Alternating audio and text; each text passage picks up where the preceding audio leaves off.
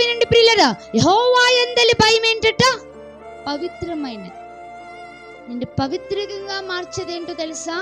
యెహోవా యందలి భయం. చాలా మంది కొంతమంది లోకంలో ఉన్నవారు ఏం చేస్తారు తెలుసా? పవిత్రపరచబడుటకు పుణ్యనదులకు వెళ్తూ ఉంటారు. పవిత్రపరచబడుటకు ఎక్కడెక్కడికో వెళ్తారు. పవిత్రపరచబడుటకు ఏవేవో చేస్తారు. వారి పాపం పోవాలని ఏవేవో కలిగి ఉంటారు. కానీ వాక్యమై ఉన్న దేవుడు మాట్లాడుతున్న మాట ఏంటి తెలుసా? వాక్యము నిన్ను పవిత్రపరుస్తుంది. ఎట్లా అనంటే, వాక్యం వినటం వలన నీలో దేవుని యందలి భయము కలుగుతుంది. ఆ భయము ఉన్నవాడు ఆటోమేటిక్ గా పవిత్రపరచబడతాడు. దేవునికి స్తోత్రం, హల్లెలూయా. నా మాటలు జాగ్రత్తగా వినండి. ఎలా అని మీరు నన్ను అడగొచ్చు. ఇప్పుడు వాక్య లేఖనాల్లో చాలా విషయాలు ఉన్నాయి.